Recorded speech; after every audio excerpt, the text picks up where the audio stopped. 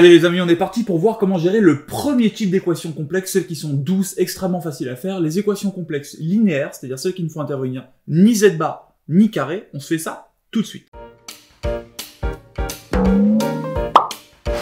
On vous a fait une petite typologie sur notre fiche de toutes les équations, et là on va s'attaquer au premier type d'équations, les équations linéaires, celles qui sont les plus faciles à faire. Vous avez vu, on a mis un petit système de notation avec des jets en fonction de si c'est compliqué ou pas.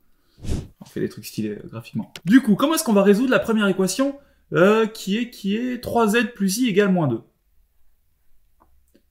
Oula, là c'est un complexe. Égale moins 2. Donc moi, ce que j'aimerais que vous compreniez, c'est qu'en fait, si je vous demandais de résoudre 3x plus 1 égale moins 2, ça vous poserait strictement aucun problème. Le 1, je le passe de l'autre côté, ça fait 3x égale moins 3, et ensuite je divise par 3. X égale moins 3 sur 3 égale moins 1. Mais avec les complexes, c'est exactement la même chose. Quand j'ai 3z plus i égale moins 2, j'ai ce i et ce 3 qui m'embêtent. Je vais commencer par passer le i de l'autre côté.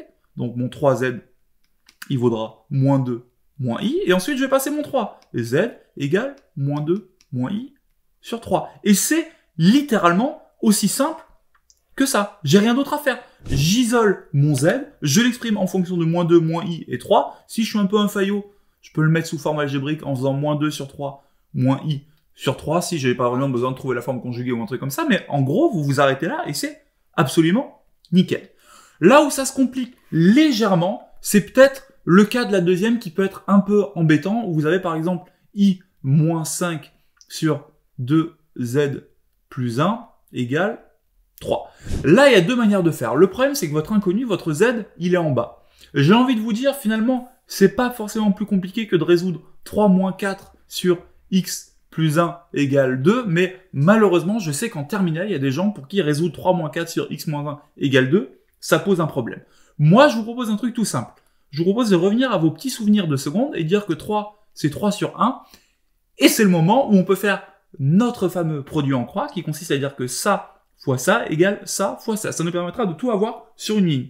Donc, je vais avoir i moins 5 fois 1 égale 3 fois 2z plus 1. I moins 1 fois 1, I moins 5 fois 1, ça fait juste I moins 5, égale, oh là là, la petite parenthèse, 3 fois 2z, 6z, plus 3. Et là, je me ramène exactement dans le cas d'avant. J'ai une équation linéaire avec du i. Bah, je passe mon 3 de l'autre côté, ça me fait I moins 5 moins 3, I moins 8, égale 6z, et donc z égale I moins 8 sur 6, et j'encadre, et c'est littéralement aussi simple que ça. Il faut pas que vous vous laissiez impressionner par ce genre de choses, ça tombe bien, on vous a mis une tripotée d'exercices avec la fiche qui va bien sur galilée.ac.